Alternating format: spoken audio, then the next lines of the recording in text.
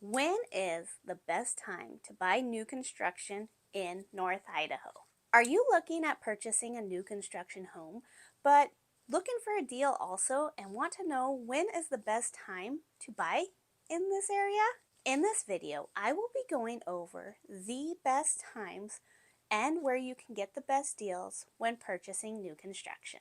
Welcome back to my channel, Living North Idaho, where I discuss all things real estate in and around Coeur d'Alene and living your best life in North Idaho. First and foremost, you should have an understanding on the market cycles that go through North Idaho's real estate market. We typically have seasonal trends in this area. Our spring and summer markets are going to be hot. There's going to be a lot of inventory and there are going to be a lot of buyers looking to purchase in this area. On the flip side, fall and winter months tend to slow down, and that is where you can get a little bit more deals and negotiating on those properties. When it comes to new construction and the seasonal changes, there can be issues with inventory, especially when we start to get into the winter months. We do get freezing ground, and so it does make it difficult for some builders to start projects if they haven't already put the projects in order and in place, such as already having foundations poured prior to when we start to get those deep freezes. That's also why when you're driving around, you'll start to see that just foundations are poured in certain lots, but not necessarily homes being started. They're doing that to prepare themselves so that they have inventory to be able to build and to sell when it comes winter. Now, on the flip side, because they've already had those permits pulled and they have already put which foundation on lots, you don't get to pick out a certain lot and which home you like on it. They just have that, hey, this is the floor plan, this is the lot it's on. You also can't go in and change some of the structural things in the house, such as having a fireplace or extra doors, just because they have already gone through the building permit process and already said what the house is going to look like. Now, as long as they haven't picked out and ordered all the interior finishes, you do have a chance to be able to do that depending on which builder it is. Also, in the winter months, timing can go a little bit slower and there can be more holdups, such as items getting to the construction site or certain things being able to be finished. In the cooler months, we tend to see more escrow holdbacks also from builders. Now, an escrow holdback is something that, weather permitting, could not be done to the property but still needs to be finished. A good example in our area is painting. Painting is typically a big escrow holdback because when we start to dip into those cooler temperatures, the painters can't paint the houses. So what will happen is the title company, on behalf of the lender, will do an escrow holdback for a certain amount of money that they keep from the builder getting until they finish those items that need to be completed. This ensures you as the buyer will get that house painted as that money is held back from the builder getting it. So the builder's wanting to get those things done so that they can get those escrow holdback funds. Another common escrow holdback in our area can be landscaping. Now, I specialize in helping move up buyers move into new properties. So let's look at, for specifically move up buyers, when's the best deal on new construction. Year-end discounts. When this is being filmed, we're kind of towards the end of the year, getting ready to go into winter. So a lot of the builders want to get some of that inventory off of their books, especially if the home has already been completed. Once a house has been completed, that is when the bills tend to start pouring in for that builder, and when it starts to cost them a little bit more than when they're in the construction building process. So if they're sitting on houses, they want to get them off their books and get in with moving on to the rest of the projects that they already have. So you can find good deals when it gets to the end of the year, just because they want to clean out that inventory and get ready for the new year. Right now, I am seeing a fair amount of builders giving incentives.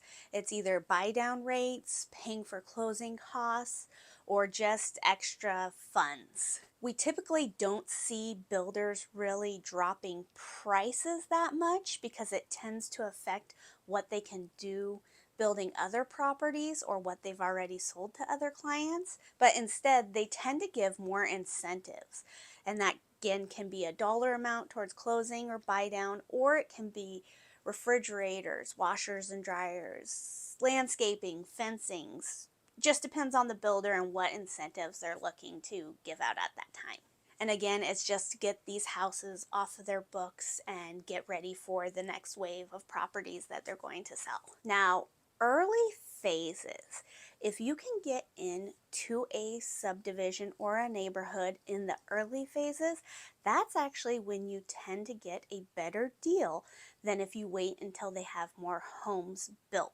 And the reason for that is they want to get the project going. Once people start moving into the neighborhood, more friends and family come and visit, and then the momentum keeps going for selling that project out.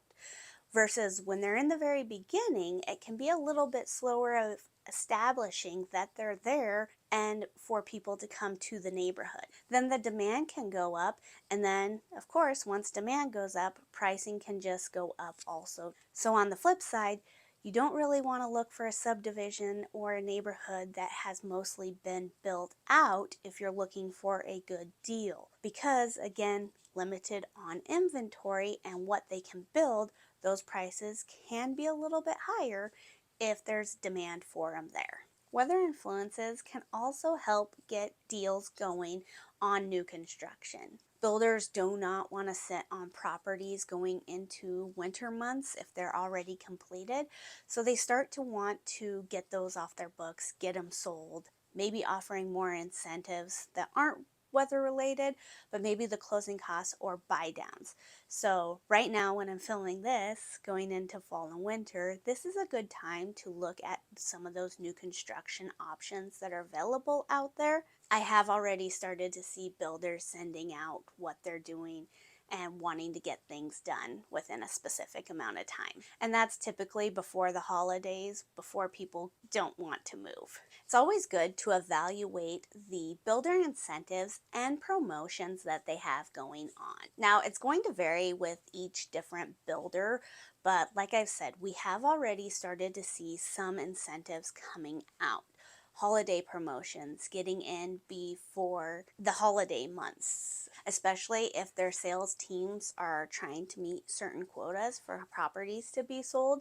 You can get more incentives into those holiday seasons. Incentives for buy down rates, closing costs, those tend to be the most that we see with builders, is giving incentives for those instead of dropping prices. Also, some builders do have relationships with lenders, and so if you use their specific lender, they do give more incentives, and some of the lenders give incentives too. So look at that, because it can be because it could be a good discount, but you're always going to want to shop around because they're going to have to make their money somehow.